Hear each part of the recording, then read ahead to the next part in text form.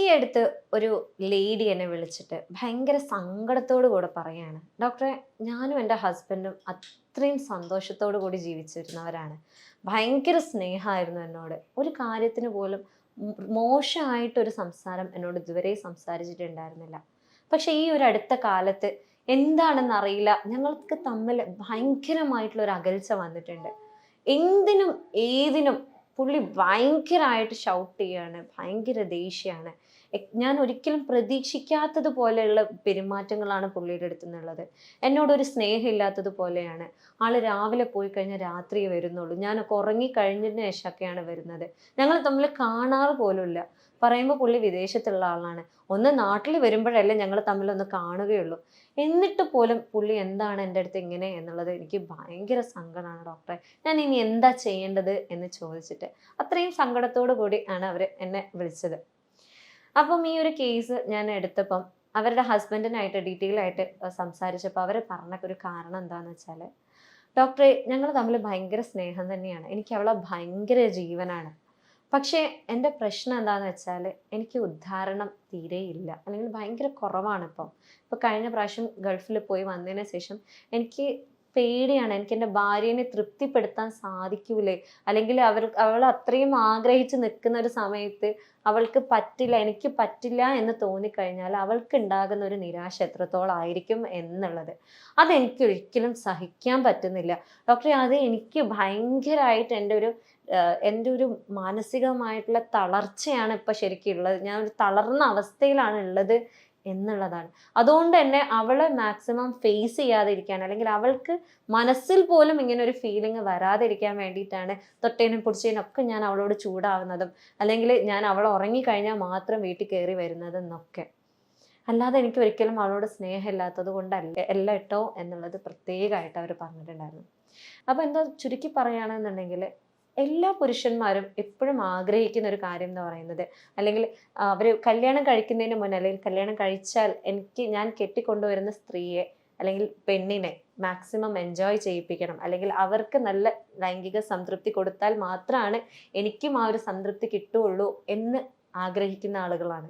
പക്ഷെ പലപ്പോഴും ഇത്തരത്തിലുള്ള പരാജയങ്ങൾ, അല്ലെങ്കിൽ ഇതിൽ ഒരു പരാജയം വരുന്നത് കൊണ്ട് തന്നെ അവരെന്ത് ചെയ്യും, അത് നേരെ അവരുടെ ആ ഒരു സെൽഫ് എസ്റ്റീമിനെ നേരെ തിരിച്ച് അത് വൈഫിന് മനസ്സിലാവാതിരിക്കാൻ വേണ്ടിയിട്ട് മാക്സിമം ചൂടായിട്ടും, അല്ലെങ്കിൽ അങ്ങനെ എന്തെങ്കിലുമൊക്കെ ചെയ്തിട്ട് ഇതൊരു എക്സാമ്പിൾ മാത്രമാണ്.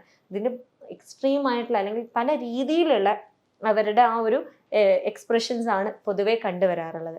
അപ്പൊ എന്തുകൊണ്ടാണ് ഈ ധാരണക്കുറവ് ഉള്ളത്, അല്ലെങ്കിൽ ഉണ്ടാകുന്നത്, എന്തൊക്കെയാണ് ഇതിനെ പരിഹരിക്കാൻ പറ്റുന്നത്, ഇതിന് കഴിക്കാൻ പറ്റുന്ന ഭക്ഷണങ്ങൾ എന്തൊക്കെയാണ്, എന്തൊക്കെ ഭക്ഷണങ്ങൾ കഴിച്ചാലാണ് ഉദ്ധാരണക്കുറവ് ഉണ്ടാകുന്നത്, അല്ലെങ്കിൽ എന്തൊക്കെ ടിപ്സ് ആണ് ഇതിൽ യൂസ് ചെയ്യേണ്ടത് എന്നുള്ളതാണ് ഈ വീഡിയോയിൽ പറയാൻ ഞാൻ ആഗ്രഹിക്കുന്നത്. ഞാൻ doctor Hiba Abdul Majeed, doctor ബാസൽസ് homeo hospital, Pandikkad, Malappuram ജില്ല.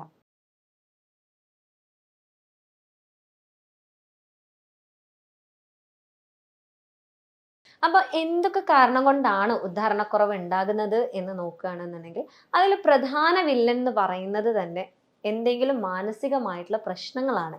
മാനസികമായിട്ടുള്ള പ്രശ്നങ്ങൾ എന്ന് പറയുമ്പോൾ മാനസിക രോഗമല്ല, പക്ഷെ അവർക്ക് എന്തെങ്കിലും സ്ട്രെസ്സുകൾ ഉണ്ട് എന്നുണ്ടെങ്കിൽ, അല്ലെങ്കിൽ വൈഫുമായിട്ടുള്ള ആ ഒരു റിലേഷൻഷിപ്പ് നോർമൽ അല്ല, എന്തെങ്കിലും ബുദ്ധിമുട്ടുകളുണ്ട്, എന്തെങ്കിലും എന്താണ് ഫൈറ്റ്സ് ഉണ്ട് അവർ തമ്മിൽ, എന്തെങ്കിലും വാക്ക് തർക്കങ്ങൾ ഉണ്ടായിട്ടുണ്ട് എന്നുണ്ടെങ്കിൽ ഇതിനുള്ള ചാൻസസ് വളരെ കൂടുതലാണ്.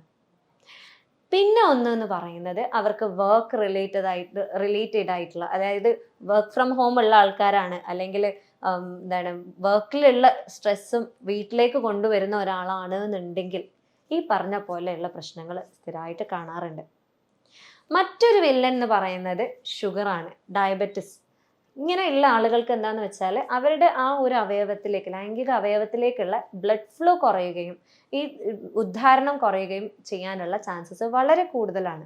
മറ്റൊന്ന് പറയുകയാണെന്നുണ്ടെങ്കിൽ യൂറിക് ആസിഡ്, അതേപോലെ ഹൈ കൊളസ്ട്രോൾ ഉള്ള ആളുകൾ, അത്തിറോസ്ക്ലിറോസിസ് എന്ന് പറയുന്ന, അതായത് നരമ്പുകളിലെല്ലാം ബ്ലോക്ക് ഉള്ള ആളുകളാണ് എന്നുണ്ടെങ്കിൽ ഈ പറഞ്ഞ പോലെയുള്ള പ്രശ്നങ്ങൾ ഉണ്ടാവാനുള്ള ചാൻസസ് വളരെ കൂടുതലാണ്. കാരണം എന്താണെന്ന് വെച്ചാൽ, ഈ ഒരു അവയവം വർക്ക് ചെയ്യുന്നത് തന്നെ അങ്ങോട്ടേക്കുള്ള കറക്റ്റ് ആയിട്ടുള്ള ബ്ലഡ് ഫ്ലോ ഉണ്ടെങ്കിൽ മാത്രമാണ് കറക്റ്റ് ആയിട്ടുള്ള ഉദ്ധാരണം ഉണ്ടാവുകയുള്ളൂ. ചില ആളുകൾ പറയാറുണ്ട്, ഡോക്ടറെ എനിക്ക് ചുങ്ങി ചുങ്ങി പോവുകയാണ്, എനിക്ക് വലുതാവാൻ എന്തെങ്കിലും മരുന്ന് തരുമോ എന്നുള്ളത്. അത് ശരിക്കും പറഞ്ഞാൽ അവർക്ക് കറക്റ്റ് ആയിട്ടുള്ള ഉദാഹരണം ഇല്ലാത്തത് കൊണ്ടാണ് അവർക്ക് അങ്ങനെ ഒരു ഫീലിംഗ് വരുന്നത് തന്നെ. മറ്റൊരു പ്രധാന കാരണം എന്ന് പറയുന്നത്, നിങ്ങൾ പുക വലിക്കുന്ന ഒരാളാണ്, അല്ലെങ്കിൽ അതേപോലെ നിങ്ങൾ മദ്യപാനിയാണ് എന്നുണ്ടെങ്കിൽ ഇത്തരത്തിലുള്ള പ്രശ്നങ്ങൾ വരാനുള്ള സാധ്യതകളും വളരെ കൂടുതലാണ്.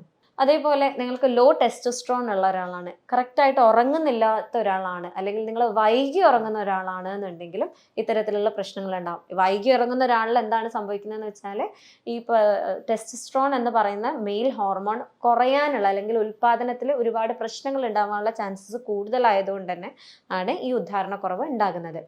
അതേപോലെ നിങ്ങൾക്ക് എന്തെങ്കിലും സ്പൈനൽ ഇഞ്ചുറി നടന്നിട്ടുള്ള ഒരാളാണ്, നിങ്ങൾ എന്തെങ്കിലും ഒരു ആക്സിഡൻറ്റിൽ പെട്ടിട്ട് നിങ്ങൾക്ക് ഒരു ഇഞ്ചുറി വന്ന ഒരാളാണെന്നുണ്ടെങ്കിലും അങ്ങോട്ടേക്കുള്ള നാഡീനരമ്പുകൾക്ക് എന്തെങ്കിലും ഇഷ്യൂസ് ഉണ്ട് എന്നുണ്ടെങ്കിൽ ഈ പറഞ്ഞ പോലെയുള്ള ഉദാഹരണക്കുറവ് ഉണ്ടാകാനുള്ള ചാൻസസും വളരെ കൂടുതലാണ്. അതേപോലെ നിങ്ങൾ അമിതവണ്ണമുള്ള ഒരാളാണെന്നുണ്ടെങ്കിലും ഈ ഉദാഹരണക്കുറവിനുള്ള ചാൻസസ് വളരെ കൂടുതലാണ്.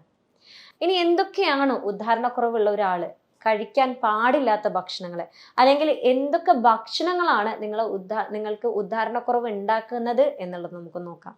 അതിൽ ആദ്യം പറയാനുള്ളത് നമ്മളുടെ ഫാസ്റ്റ് ഫുഡ്സ് തന്നെയാണ്. പ്രത്യേകിച്ച് ഓയിലി ആയിട്ടുള്ള, ഗ്രീസി ആയിട്ടുള്ള, അമിതമായിട്ടുള്ള എണ്ണയിൽ പൊരിച്ച ഭക്ഷണങ്ങളാണ് നിങ്ങൾ സ്ഥിരമായിട്ട് കഴിക്കുന്നതെന്നുണ്ടെങ്കിൽ ഈ പറഞ്ഞ പോലെ നിങ്ങൾക്ക് ഹൈ കൊളസ്ട്രോൾ ഉണ്ടാവാനുള്ള സാധ്യതകൾ കൂടുതലാണ്.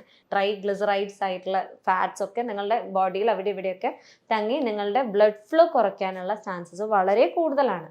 അതേപോലെ നിങ്ങൾ ഹൈ ഷുഗറി ആയിട്ടുള്ള ഒരു കണ്ടന്റ് ആണ് കഴിക്കുന്നതെന്നുണ്ടെങ്കിൽ ഈ ഷുഗർ നമ്മളുടെ ശരീരത്തിൽ ആവശ്യത്തിലേറെ ആയാൽ അത് ഫാറ്റ് ആയിട്ട് സ്റ്റോർ ചെയ്യുകയും സ്വാഭാവികമായിട്ടും നമ്മളുടെ നരമ്പുകളിലൂടെ അത് അവിടെ ഇവിടെയൊക്കെ കെട്ടിക്കിടക്കാനും ഈ രക്തയോട്ടം കുറയ്ക്കാനും ഒക്കെ അത് ചാൻസസ് വളരെ കൂടുതലാണ്. അതേപോലെ നിങ്ങൾ സ്ഥിരമായിട്ട് ഉപ്പ് കൂടുതലുള്ള ഭക്ഷണമാണ് കഴിക്കുന്നത്, അല്ലെങ്കിൽ നമ്മൾ സ്ഥിരമായിട്ട് കഴിക്കുന്ന നമ്മളെ കടയിൽ നിന്നൊക്കെ വാങ്ങുന്ന ലേസ് അല്ലെങ്കിൽ അങ്ങനത്തെ എന്താ പറയുക പാക്കറ്റഡ് ആയിട്ടുള്ള ചിപ്സ് അങ്ങനത്തെ സാധനങ്ങളൊക്കെ കഴിക്കുന്ന ഒരാളാണെന്നുണ്ടെങ്കിൽ സ്വാഭാവികമായിട്ടും നിങ്ങളുടെ BP കൂടാനും ഈ പറഞ്ഞ പോലെയുള്ള പ്രശ്നങ്ങൾ വരാനുള്ള ചാൻസസും വളരെ കൂടുതലാണ്.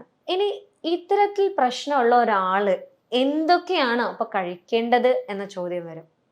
അതിൽ മെയിനായിട്ട് നിങ്ങൾ ശ്രദ്ധിക്കേണ്ട ഒന്ന് എന്ന് പറയുന്നത് വിറ്റാമിൻ B3 റിച്ച് ആയിട്ടുള്ള ഭക്ഷണങ്ങൾ കഴിക്കുക എന്നുള്ളതാണ്. അതേപോലെ വിറ്റാമിൻ D നിങ്ങൾക്ക് ഉണ്ട് എന്നുള്ളത് ഉറപ്പ് വരുത്തുക. ഇപ്പം പഠനങ്ങളൊക്കെ പറയുന്നത് എന്താണെന്ന് വെച്ചാൽ വിറ്റാമിൻ D കൂടുതലായിട്ട്, അതായത് വിറ്റാമിൻ D ഡെഫിഷ്യൻസി ഉള്ള ഒരാളാണ് നിങ്ങളെന്നുണ്ടെങ്കിൽ നിങ്ങൾക്ക് ഇറക്ടൈൽ ഡിസ്ഫങ്ഷൻ്റെ ഒരു മെയിൻ കാരണം എന്ന് പറയുന്നത് തന്നെ ഒരുപക്ഷെ വിറ്റാമിൻ ഡിൻ്റെ കുറവായിരിക്കാം എന്നുള്ളതാണ്. അതേപോലെ വിറ്റാമിൻ B6 ഇതൊക്കെ എന്ന് പറഞ്ഞാൽ പഠനങ്ങൾ പറയുന്നുണ്ട്, ഇതൊക്കെ ഡയറക്റ്റ്ലി നമ്മളുടെ ഈ ഒരു സെക്സ് ഡ്രൈവിനെ കുറയ്ക്കാൻ, അതേപോലെ നമ്മൾക്ക് അങ്ങോട്ടേക്കുള്ള ബ്ലഡ് ഫ്ലോ കുറയ്ക്കാനൊക്കെ ഒരു കാരണമാണ് എന്നുള്ളത്. അതേപോലെ വിറ്റാമിൻ C റിച്ച് ആയിട്ടുള്ള ഭക്ഷണങ്ങൾ, നമ്മളുടെ സിട്രസ് ഫ്രൂട്ട്സ്, അതായത് നമ്മൾ ഓറഞ്ച്, ഗ്രേപ്പ് ഫ്രൂട്ട്, നാരങ്ങ, നമ്മളെ എന്താ പറയുക നെല്ലിക്ക, ഇതൊക്കെ വിറ്റാമിൻ C റിച്ച് ആയിട്ടുള്ള ഭക്ഷണങ്ങളാണ്. അതേപോലെ നിർബന്ധമായിട്ടും കഴിക്കേണ്ട കാര്യങ്ങളാണ് നമ്മൾ ബെറീസ്, സ്ട്രോബെറി, മൾബെറി, ബ്ലൂബെറി ഒക്കെ വളരെ നല്ലതാണ്. പിന്നെ അതേപോലെ വിറ്റാമിൻ B9, അതായത് ഫോളേറ്റ് കുറവുള്ള ആളുകളിൽ പൊതുവെ ഈ പറഞ്ഞ ഉദാഹരണക്കുറവിൻ്റെ പ്രശ്നങ്ങൾ കണ്ടുവരാറുണ്ട് എന്നും പഠനങ്ങൾ പറയുന്നുണ്ട്.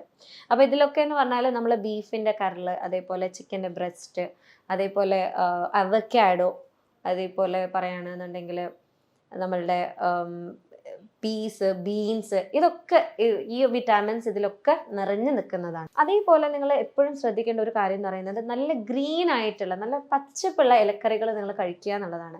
നമ്മുടെ ശരീരത്തിൽ സിങ്ക് എന്ന് പറയുന്ന കണ്ടന്റിൻ്റെ കുറവുണ്ട് എന്നുണ്ടെങ്കിൽ ഈ പറഞ്ഞ ടെസ്റ്റോസ്ട്രോണിൻ്റെ കുറവ് അവിടെ ഭയങ്കരമായിട്ട് ഉണ്ടാകാനുള്ള സാധ്യതകൾ കൂടുതലാണ്. സിങ്ക് എന്ന് പറഞ്ഞാൽ വളരെ ചെറിയ എമൗണ്ടിൽ മതി, പക്ഷേ ആ ഒരു ചെറിയ എമൗണ്ട് നമ്മുടെ ശരീരത്തിൽ എത്തുന്നില്ല എന്നാണെങ്കിൽ ടെസ്റ്റോസ്ട്രോണിൻ്റെ കുറവ് വരാനും നമ്മൾക്ക് ഉദാഹരണക്കുറവ് ഉണ്ടാകാനുള്ള സാധ്യതകളും വളരെ കൂടുതലാണ്. അതുപോലെ അത്തിപ്പഴം വളരെ നല്ലതാണ്. അത് ദിവസം നിങ്ങൾ കഴിക്കുകയാണെന്നുണ്ടെങ്കിൽ അതിലുള്ള ആൻറ്റി ഓക്സിഡൻസ് നമ്മൾക്ക് ഒരു എനർജി ബൂസ്റ്ററാണ്, നമ്മൾക്കൊരു സ്റ്റാമിന ബൂസ്റ്ററാണ്. അപ്പോൾ സ്വാഭാവികമായിട്ടും അവിടെയുള്ള ബ്ലഡ് ഫ്ലോയും കൂട്ടാൻ അത് ഭയങ്കരമായിട്ട് ഹെൽപ്പ് ചെയ്യുന്ന ഒരു ഫ്രൂട്ടാണ്. അപ്പോൾ നിങ്ങൾക്ക് ഈ ഉദാഹരണക്കുറവിൻ്റെ ഇഷ്യൂസ് ഒക്കെ കുറയ്ക്കാൻ ഒരു പരിധിവരെ അത്തിപ്പഴം വളരെയേറെ ഹെൽപ്പ് ചെയ്യും. അതേപോലെ തന്നെയാണ് പൊമിഗ്രാനറ്റ്, അല്ലെങ്കിൽ നമ്മുടെ മാതള നാരങ്ങ എന്ന് പറയും ചിലർ ഉറുമാമ്പഴം എന്നൊക്കെ പറയും. ഇതിലുള്ള ആൻറ്റി ഓക്സിഡൻസ് എന്താ ചെയ്യുന്നതെന്ന് വെച്ചാൽ ഈ ഫ്രീ റാഡിക്കൽസിനെ കുറച്ച് നൈട്രിക് ഓക്സൈഡ് അവിടെ കൂട്ടും. ഈ നൈട്രിക് ഓക്സൈഡ് എന്താ ചെയ്യുന്നതെന്ന് വെച്ചാൽ നമ്മുടെ ശരീരത്തിലുള്ള ബ്ലഡ് ഫ്ലോ കൂട്ടാൻ അത് ഭയങ്കരമായിട്ട് ഹെൽപ്പ് ചെയ്യുന്നതാണ്. അതുകൊണ്ട് തന്നെ ഉദാഹരണക്കുറവ് കുറയ്ക്കാൻ, അല്ലെങ്കിൽ ഉദാഹരണക്കുറവിൻ്റെ ഇഷ്യൂസ് ഉള്ള ആളുകളാണെന്നുണ്ടെങ്കിൽ അതൊരു പരിധി വരെ കുറയ്ക്കാൻ ഇത് ഭയങ്കരമായിട്ട് ഹെൽപ്പ് ചെയ്യും. വിറ്റാമിൻ B3 റിച്ച് ആയിട്ടുള്ളത് എന്ന് പറഞ്ഞു. അതിപ്പോൾ വിറ്റാമിൻ B3 കൊണ്ട് മറ്റു ഉപയോഗങ്ങൾ എന്താണെന്ന് വെച്ചാൽ നമ്മുടെ ശരീരത്തിലുള്ള നമ്മുടെ ഹൃദയത്തിൻ്റെ പ്രവർത്തനങ്ങൾ നല്ല രീതിയിൽ ഉണ്ടാക്കാൻ, അതേപോലെ നമ്മളുടെ ശരീരത്തിലുള്ള ചീത്ത കൊളസ്ട്രോളിനെ, അതായത് LDLനെ, അതേപോലെ ട്രൈഗ്ലിസറൈഡ്സിനൊക്കെ അത് കുറയ്ക്കാൻ ഭയങ്കരമായിട്ട് ഹെൽപ്പ് ചെയ്യും. അതേപോലെ നല്ല കൊളസ്ട്രോളായ HDLനൊക്കെ കൂട്ടാനും. അപ്പം ഈ ഒരു ഇത് കഴിക്കുമ്പോൾ, വിറ്റാമിൻ B3 റിച്ച് ആയിട്ടുള്ള ഭക്ഷണങ്ങൾ കഴിക്കുമ്പോൾ എന്താ സംഭവിക്കുന്നത്, നമുക്ക് സ്വാഭാവികമായിട്ടും അവിടെയുള്ള ട്രൈഗ്ലിസറൈഡ്സും കൊളസ്ട്രോളൊക്കെ കുറയുമ്പോൾ നമ്മുടെ ബ്ലഡ് ഫ്ലോ കൂടുകയും നമ്മൾക്ക് ഉദാഹരണക്കുറവ് കുറയുകയും ചെയ്യും. അതേപോലെ തന്നെയാണ് വിറ്റാമിൻ ഇ വളരെ നല്ലതാണ്. വിറ്റാമിൻ ഇ എന്താണെന്ന് വെച്ചാൽ നമ്മുടെ ശരീരത്തിലുള്ള ബ്ലഡ് ക്ലോട്ട്സ് കുറയ്ക്കാൻ ഇത് ഭയങ്കരമായിട്ട് ഹെൽപ്പ് ചെയ്യുന്നതാണ്. അപ്പോൾ സ്വാഭാവികമായിട്ടും നമ്മുടേക്കുള്ള ബ്ലഡ് ഫ്ലോ കൂട്ടാനും ഉദാഹരണക്കുറവ് കുറയ്ക്കാനും ഇത് ഭയങ്കരമായിട്ട് ഹെൽപ്പ് ചെയ്യും. ഇനി ലോ ടെസ്റ്റോസ്റ്ററോൺ ആണെങ്കിൽ നമ്മൾക്ക് ഈ പറഞ്ഞ ഉദാഹരണക്കുറവ് ഉണ്ടാകും എന്ന് പറഞ്ഞു. അതേപോലെ തന്നെ നമ്മൾ ടെസ്റ്റോസ്റ്ററോൺ ഇനി മരുന്നൊക്കെ കുടിച്ച് കൂട്ടുകയാണെന്നുണ്ടെങ്കിൽ, അത് ഓവർ ആവുകയാണെന്നുണ്ടെങ്കിൽ, നമ്മുടെ ശരീരത്തിൽ ഹൈ ടെസ്റ്റോസ്റ്ററോൺ ലെവൽ ആണ് എന്നുണ്ടെങ്കിൽ നിങ്ങൾക്ക് ഉദാഹരണക്കുറവ് വീണ്ടും വരാനുള്ള ചാൻസസ് കൂടുതലാണ്.